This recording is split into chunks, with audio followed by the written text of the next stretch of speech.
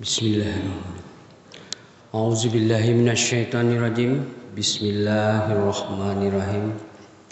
Wassalatu wassalamu ala asrafil anbiya'i wal mursalin wa ala alihi wa sahbihi ajmain. Rabbi shrahli sadri wa yassir li amri wahlul 'uqdatam min lisani yafqahu qawli. Ya muqallibal qulub sabit qulubina ala dinika wa ala ta'atik. Ya muqallibal qulub sabit qulubina ala dinika wa ala ta'atik. Ya muqallibal qulub sabit qulubina ala dinika wa ala ta'atik. Bismillah, alhamdulillahirabbil alamin.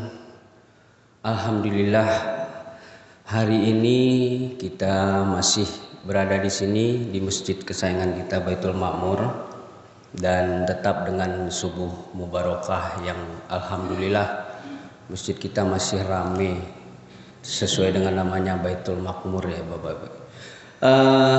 Bapak-bapak, ibu-ibu jamaah subuh yang dimuliakan Allah.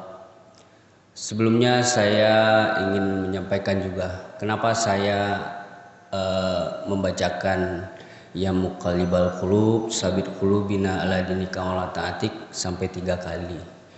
Karena saya mendapat ajaran dari orang tua saya, kalau ya muqallibal qulub itu bagaimana kita supaya dalam perjalanan hidup tidak dibolak-balikkan hati kita. Kita minta sama Allah, ya Allah, janganlah Engkau bolak-balikkan hati kami.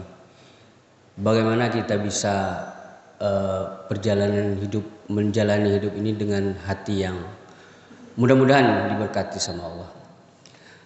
Jadi pertama-tama memang mari kita bersyukur kepada Allah Subhanahu wa taala yang telah memberikan kita sampai saat ini masih menghirup udara yang diberkatinya. Dan juga nggak lupa kepada junjungan kita Rasulullah Shallallahu Alaihi Wasallam yang mana dengan perjuangan beliau, dengan keikhlasan beliau, perjuangan beliau memperjuangkan umatnya hingga kita berada di sini sekarang. Alhamdulillah, kali ini kebetulan saya jadwalnya sebenarnya 2 hari yang lalu, cuma saya ada berhalangan, dan hari ini kebetulan jadwalnya saudara temennya yang kebetulan juga berhalangan, jadi saya menggantikannya. Jadi kali ini mungkin tema yang saya ingin sampaikan di kultum, walaupun tidak 7 menit Ibu ya, karena kultum kuliah 7 menit. Jadi mungkin agak lebih, saya minta maaf, dan kalau apapun kekurangan karena saya bukan ustadz, saya hanya dai menyampaikan. Sampaikanlah kepada sesama umat Islam bahwa kita saling menyampaikan.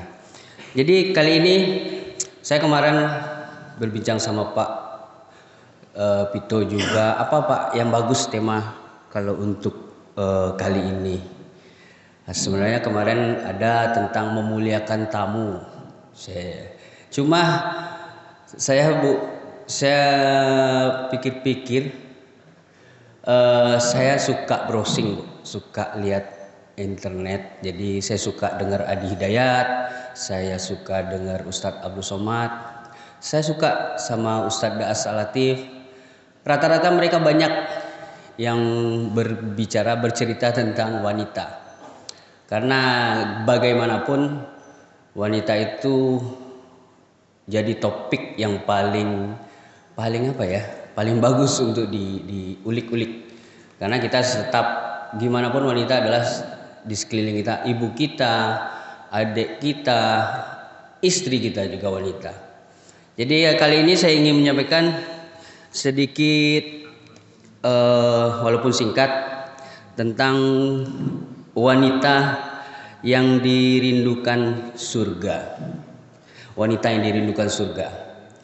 Jadi berbagai browsing yang saya lihat, karena dakwah itu sebenarnya sampaikanlah walaupun 1 ayat. Jadi saya menyadur di Al-Quran banyak sekali tentang wanita, terutama surat An-Nisa Bu. An-Nisa ayat 34 terutama. Jadi di sini saya ada dapat juga sebenarnya kita bergugau siapa aja. Ada empat kategori bahwa wanita itu dirindukan surga. Jadi 4 kategori itu saya ulik-ulik. Yang pertama adalah bagaimana wanita itu memperbaiki sholat. Jadi memperbaiki sholat sampai akhir hayat sendiri kita, bukan wanita saja, bapak-bapak juga terutama harus memperbaiki sholat. Karena bapak-bapak itu sendiri memang imam ya Bapak Ibu. Cuma kalau saya lihat-lihat juga ibu-ibu lebih bagaimana cara memperbaiki sholat. Jadi saya pernah belajar bagaimana sholat yang khusyuk. Saya pernah 2 hari belajar di Masjid Pasagadang bagaimana sholat yang khusyuk. Sampai saya tanya sama Ustadz, sabananya sholat yang khusyuk apa Ustadz? Banyak mau tanya sama Ustadz, apa sholat yang khusyuk? Apakah sholat di tengah malam diam sementara dalam keadaan sunyi, atau sholat di tengah hutan sama sekali yang tenang hening apa? Apakah itu yang dimaksud dengan sholat yang khusyuk? Setelah mau kaji-kaji banyak mau tanya ke Ustadz, macam-macam persepsi dari itu. Betul, sholat yang khusyuk itu adalah sholat dengan persiapannya yang sangat bagus, dari wuduknya, dari adabnya, dari berpakaiannya, apapun di situ diajarkan sama kita. Karena sholat adalah tiang dari agama. Sholat adalah bagaimana kita bisa mencegah perbuatan yang mungkar, amal ma'ruf nahi mungkar. Jadi saya bilang, apa Pak Ustadz yang khusyuk? Jadi saya jawaban Bapak, Ibu-ibu, bahwa sholat yang khusyuk itu bukannya sholat yang kita tenang, kita sampai berpikiran merasa dekat dengan Allah. Ya. Cuma yang betul-betul sholat 5 waktu yang khusyuk, itu yang tadi saya bilang. Sholat yang bisa menghindari kita dari perbuatan amar ma'ruf nahi mungkar. Jadi 5 waktu dalam sholat itu sangat berpengaruh dalam kehidupan. Seperti gini, sekarang kita subuh. Dengan sholat subuh pasti siapapun yang setelah selesai sholat pasti akan berpikiran rasanya tenang jiwanya. Obat yang paling manjur apapun rasa perasaan, lagi stres, lagi apapun pasti sholat. Mungkin bapak-bapak, ibu-ibu juga merasakan saya ini. Jadi di 5 waktu itu mempunyai waktu yang sangat krusial di dalam hidup. Contohnya subuh pagi, memulai kehidupan sehari-hari dengan sholat subuh. Di situ kita setelah sholat subuh bertebaranlah engkau di muka bumi mencari rezekimu.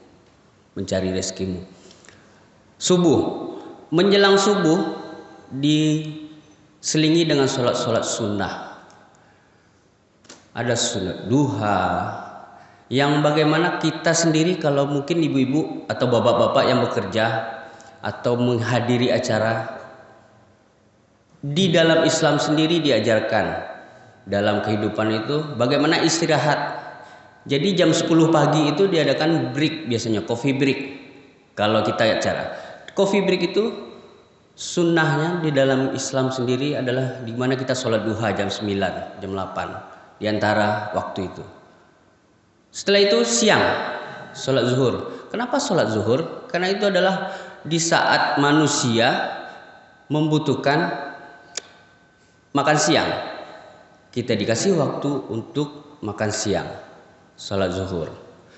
Di antara sholat zuhur sampai asar kita aktivitas, kita dikasih lagi coffee break sore. Kalau kita acara-acara, kasih waktu lagi istirahat. Itu minum kopi sore, yang itu adalah waktu asar. Setelah itu berhenti aktivitas maghrib Dikasih lagi waktu sholat maghrib. Waktu paling utama di antara tergelincirnya matahari. Dikasih waktu lagi istirahat. Setelah itu kita istirahat di rumah, dikasih waktu lagi Isya. Di mana saatnya kita sudah, Rasulullah sendiri, istirahatlah engkau setelah sholat Isya. Bangunlah engkau di tengah malam untuk sholat sunat yang lain. Jadi intinya sholat di dalam Islam itu adalah mengajarkan kita, mengajarkan umat kita bagaimana menghargai waktu dan bagaimana waktu-waktu sholat itu bisa berguna kalau benar-benar melaksanakan sholat yang 5 waktu secara khafah.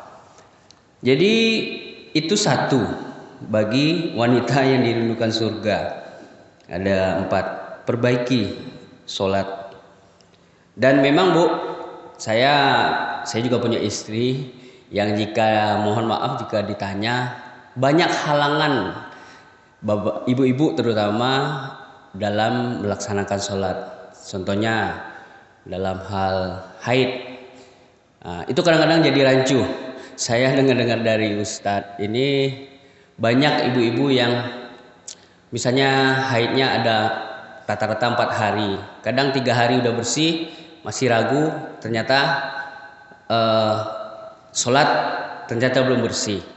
Jadi disitulah keimanan diuji, bagaimana waktu-waktu sholat itu dinilai sama Allah di dalam diri pribadi sendiri. Yang pertama. Yang kedua, godaan sholat bagi ibu-ibu itu di waktu nifas setelah melahirkan 40 hari. Dan lagi yang paling banyak sekali adalah di saat ada acara pesta misalnya. Karena dengan acara pesta make upnya tebal, akhirnya ada waktu sholat yang diundurkan atau dijamakkan karena kok bau luak lo balik, kok make up lo balik lo. Di saat itu paling banyak. Jadi tentunya Islam sendiri mengatur seperti yang saya bilang tadi, bagaimana waktu-waktu sholat itu membuat kita dalam keadaan waktu-waktu yang krusial, waktu-waktu yang betul-betul misalnya tengah hari lagi puncaknya stres, bawa sholat, bawa wudhu. Tapi tetap yang saya bilang tadi dengan sholat yang khusyuk. Karena jawaban dari sholat khusyuk tadi ternyata kalau kita sholat kita khusyuk, insya Allah yang amal ma'ruf nahi mungkar terpinggirkan. Karena sholat menjaga kehidupan sehari-hari kita. Dalam setelah sholat subuh, awak karajuannya yang buru-buru tekan awak. Dewa sudah sholat. Kalau memang betul-betul memaknai arti sholat sendiri. Nah, jadi itu yang pertama ibu-ibu. Yang kedua, berpuasa. Wanita, ciri-ciri wanita yang dirindukan oleh surga, berpuasa. Ibu-ibu pasti rajin puasa Senin Kamis atau puasa sunnah-sunnah yang lain. Karena memang di saat bulan Ramadan mereka mendapat ada halangan, jadi ada waktu-waktu pengganti puasa yang batal. Jadi kesempatan ngambil lihat banyaklah ibu-ibu yang puasa di Senin Kamis. Itu salah satu yang dirindukan surga dengan berpuasanya ibu-ibu. Kalau bapak-bapak jarang Bu. Mungkin ambo sendiri yang Senin Kamis ada secara medisnya mana, ambo tanya lo dokter. Ambo orang tua ambo sadonya yang ada penyakit gula, diabetes, ubeknya cieknya. Cibo puasa Senin Kamis. Ambo lah secara medis, kemudian orang istri ambo orang medis, ambo tanya. Memang iyo, cibo lah puasa Senin Kamis. Apalagi puasa Daud Bu. Sehari ndak, sehari iyo, sehari ndak, sehari iyo. Insya Allah gula normal. Diabetes rata-rata orang Padang kok ndak dipungkiri, memang banyak yang diabetes. Yang kedua berpuasa. Yang ketiga menaati perintah suami. Ambo membaca kok setelah ambo baca-baca menaati perintah suami kok banyak hal. Salah satu pintu surga, 7 pintu surga diberikan kepada seorang wanita solehah adalah yang langsung masuk sarugo kok ibaratnya 7 pintu surga. adalah menaati perintah suami. Tapi ibu-ibu pasti bertanya, suami yang mah suami yang mah menaati perintah suami, kok suaminya nak sembahyang loh, suaminya pai mabuk, suaminya pai kok ditaati loh. Enggak. Jadi menaati perintah suami itu memang hukumnya dima-dima itu salah satu yang bocah kejadian tadi pembuka pintu sarung. Karena ambo sendiri bapak ibu-ibu mau pernah berdialog loh sama kawan ambo yang ustad ya, ambo tanya ya. Jadi beliau kok istrinya kerajo, ambo tanya, ustad sehari-hari apa kerajo ustad? Ya iko dakwah suatu usaha online gitu. Tuh anak-anak Josia pakai pembantu ustad di rumah. Enggak. Josia ustad jombo. Jadi mau tanya-tanya mana ke beliau, anyo yang mencuci baju, anyo yang mensetrika baju, anyo yang ke pasar. Itu makican, onde lamaknya bini ustad ya.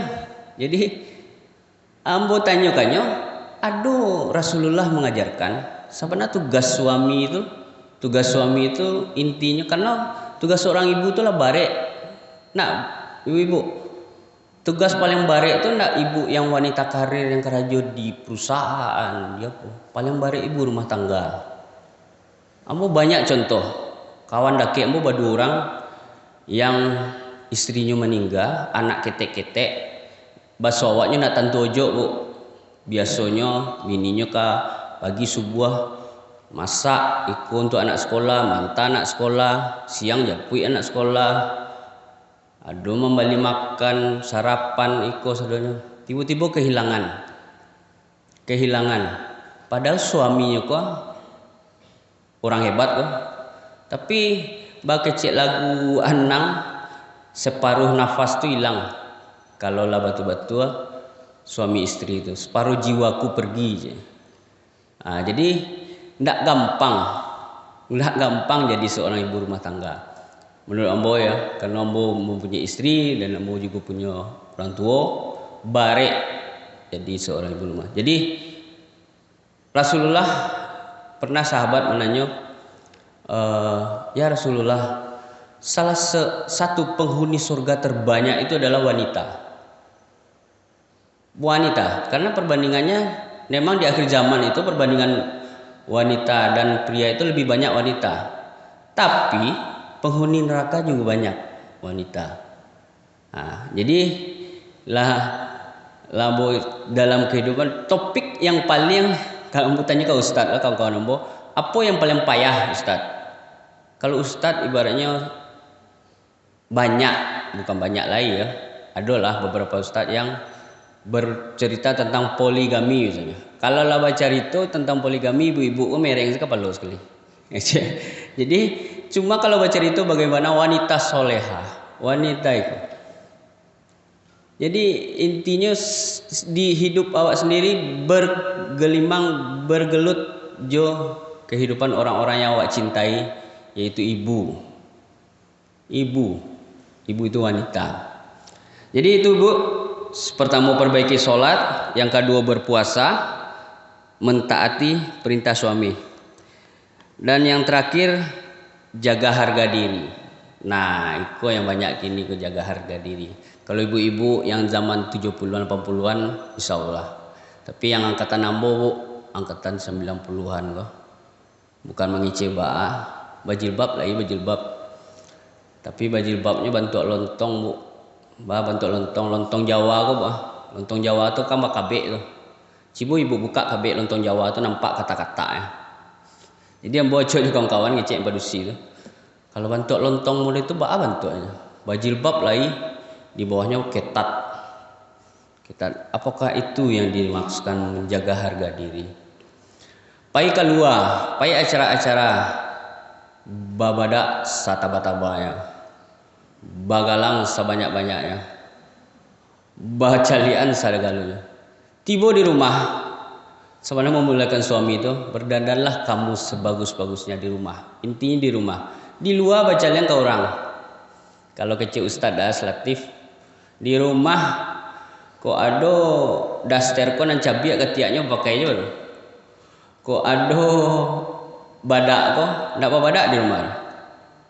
Kok ada parfum ndak bawa pakai di rumah. Tapi kalau di luar, parfum dan harusnya sebulan habis, bisa 10 hari habis. Keluar. Jadi itu intinya jaga harga diri kalau menurut ambo. Karena banyak bukan membanding-bandingkan. Kadang harato yang digunakan dunia ko sementara akhirat selamanya kalau baca lihat. Walaupun mensadur Ustadz Dery, dunia wako Ustadz saya yang modal suka berceramah dalam sehari hidup di akhirat, 100 tahun lebih hidup di dunia. Jadi memang perbandingannya ketek mana bu.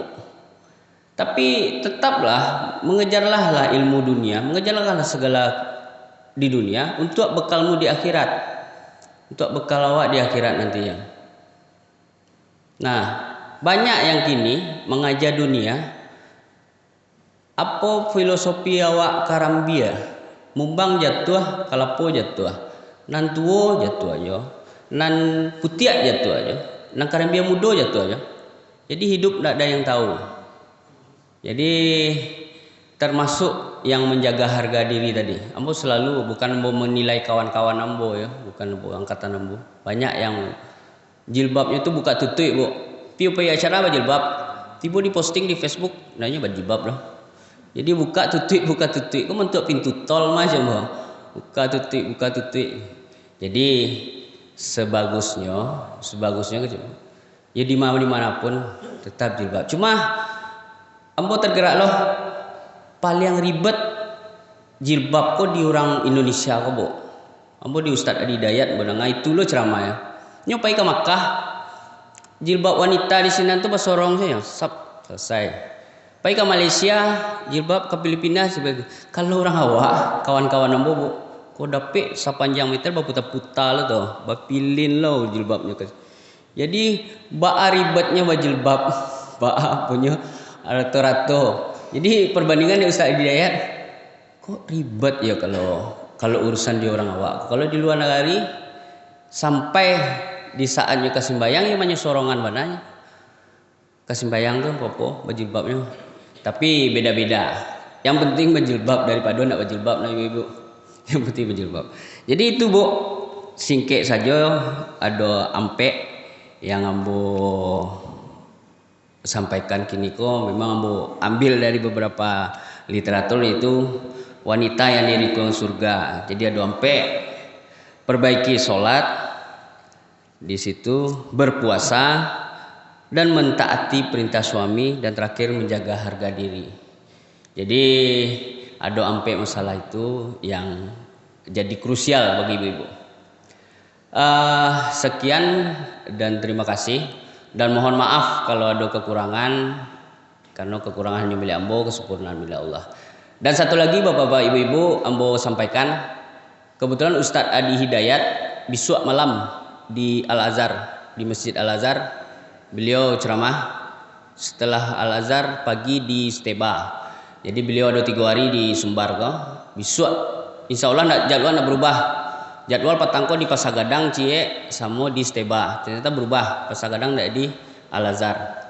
Dan ambo sendiri yang usahawan ke kawan-kawan ambo, mampirlah ke Baitul Makmur ke banyak. Jadi kecilnya ambo sendiri Pasagadang di cancel, dipindahan ke Al-Azhar. Jadi insya Allah Januari Adi Hidayat akan tur ke Sumatera, termasuk Sumatera Barat. Jadi yang kini konyo hanya mengisi kekosongan. Jadi jadwalnya habis, selip. Mudah-mudahan ada ustad-ustad nabo, ustad nasional ko kan Baitul Makmur ko, ambo kecek ke ketua yo. Ko dape adolah. Nyo mereka tur bu. Jadi tur tuh bisanya dalam 3 hari ada ke masjid iko. Jadi ko dape Baitul Makmur ko disinggahi. Ko ada Ustadz Dery Sulaiman, mereka ada. Mudah-mudahan. Waalaikumsalam kalam. Mohon maaf sekali lagi saya sampaikan. Assalamualaikum warahmatullahi wabarakatuh.